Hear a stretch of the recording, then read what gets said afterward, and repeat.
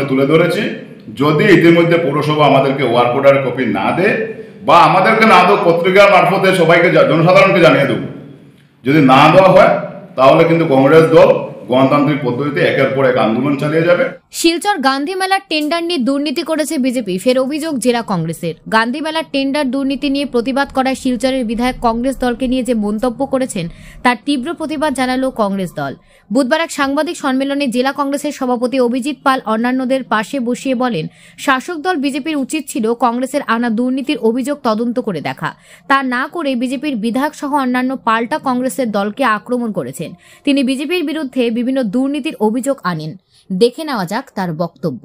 30 জানুয়ারি যখন সেটা উন্মোচন হবে, আমরা 29 জানুয়ারি পৌরসভা গিয়ে পৌরসভার কার্যনির্বাহী অধিকারীর কাছে আমরা চেয়েছিলাম যে আপনি আমাদেরকে কাকে কাজটা দিয়েছেন, কত টাকা মূল্যে দিয়েছেন, কতটুকু এরিয়া ওনাকে দেওয়া হয়েছে এবং কতদিনের জন্য দেওয়া হয়েছে, সেটার যেটা উল্লেখিত ওয়ার্ক অর্ডারটা আমাদেরকে দিন, ওয়ার্ক অর্ডার কপিটা। সেদিন অফিসার আমাদেরকে দিতে পারেননি। আমরা 30 জানুয়ারিতে সেই গান্ধী মেলা প্রদর্শনীর দিনে আমরা শান্তভাবে গান্ধীজির আদর্শকে সামনে রেখে আমরা গান্ধীজির পাদদেশে দাঁড়িয়ে সেটা আমরা প্রতিবাদ করেছিলাম। শান্তভাবে আমরা প্রতিবাদ করেছিলাম, হাতে হাতে প্ল্যাকার্ড নিয়ে। কিন্তু সেই সময় শিলচরের সম্মানীয় বিধায়ক উনি মঞ্চে দাঁড়িয়ে বক্তব্য রেখেছিলেন। সেই বক্তব্যতে উনি বিগত 3-4 বছরের উনি একটা ভুল তথ্য জনসাধারণের কাছে তুলে ধরেছেন যে পৌরসভা থেকে সেই গান্ধী মেলা বাবদ কত টাকা ইনকাম হয়েছে। যাই হোক, আমরা সেদিকে গেলাম না, কিন্তু শিলচরের বিধায়ক সেই ব্যাপারটা উল্লেখ করেননি যে 2022 ইংরেজিতে ওনার সেই শিলচর পৌরসভা গান্ধী মেলাকে একটা প্রাইভেট পার্টির কাছে বিক্রি করে দিয়েছিল। যে গান্ধী মেলা একটা ঐতিহ্য আছে শিলচর শহর বরাক উপত্যকাতে, সেটাকে ডিজনি মেলা নাম দিয়ে সেখানে মেলা করা হয়েছে। তখনও শিলচর জেলা কংগ্রেস সেটা প্রতিবাদ করেছিল। সেই প্রতিবাদে বাধ্য হয়ে ওনারা আবার পরের বছর থেকে 2023 ইংরেজি থেকে আবার গান্ধী মেলা শুরু করেছে। এবার আমরা যখন সেই আন্দোলন করেছিলাম, সেই আন্দোলন ওনাদের অনুষ্ঠান শেষ হওয়ার পর শিলচরের সম্মানীয় জনপ্রতিনিধি বিধায়ক উনি আমাদের গান্ধীগিরি আন্দোলনকে উনি গুন্ডাগিরি নাম দিয়েছিলেন। উনি আমাদেরকে হুমকি দিয়েছিলেন যে ভারতীয় জনতা পার্টি আমাদেরকে মুখ্যম জবাব দেবে। আমরা জানি না শিলচর পৌরসভাটাকে যে ভারতীয় জনতা পার্টি চালায়। আমরা জানি যে গত 4 বছর ধরে শিলচর পৌরসভাতে নির্বাচন হয়নি, সরকার দ্বারা পরিচালিত হচ্ছে শিলচর পৌরসভা। আমরা যখন অন্যায়ের বিরুদ্ধে, দুর্নীতির বিরুদ্ধে যখন আমরা শান্তিপ্রিয়ভাবে আন্দোলন করেছিলাম, একজন জনপ্রতিনিধির এইভাবে গাত্রতা হওয়া এবং উনি এইভাবে আমাদেরকে হুমকি দেওয়া, এটা কোনোদিনই সভ্য সমাজে এটা শোভা পায় না।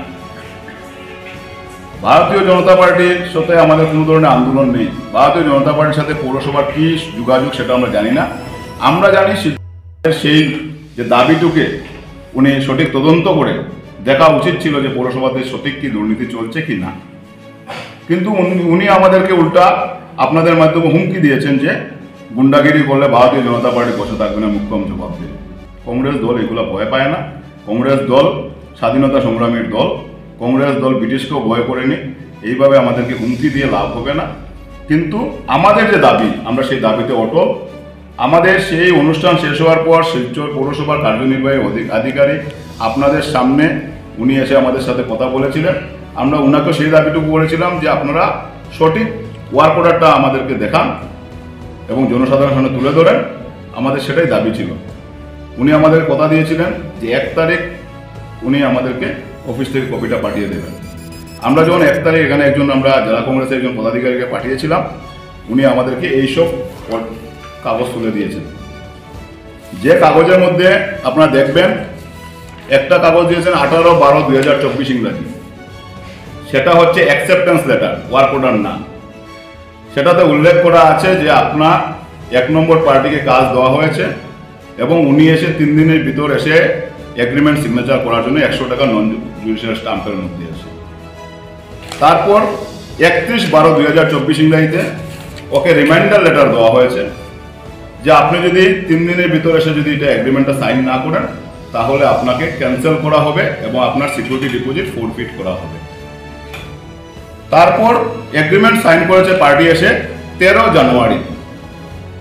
31 ফেব্রুয়ারিতে লিখিত চিঠি দেওয়ার পর 1 নম্বর পার্টি কি এত ক্ষমতা যে তারপরও 3 দিন পর যেহেতু বলা হয়েছে যে তার টেন্ডার ক্যান্সেল করা হবে, দুইবার চিঠি দেওয়ার পর 13 জানুয়ারি এসে সিগনেচার করে গিয়েছিল এগ্রিমেন্ট পেপারে।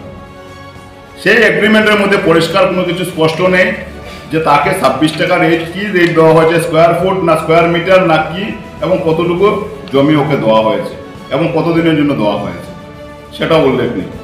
এবং আমরা জানি সরকারি কোনো প্রকল্প যখন এগ্রিমেন্ট এসে সাইন করে ঠিকাদার, তারপর ওকে ফাইনালি ওয়ার্ক অর্ডার দেওয়া হয়। কিন্তু কোন ব্যাপারে ওনারা এই ওয়ার্ক অর্ডার এখন পর্যন্ত ইস্যু করেনি সেটা আমরা আজকে পর্যন্ত বুঝতে পারিনি।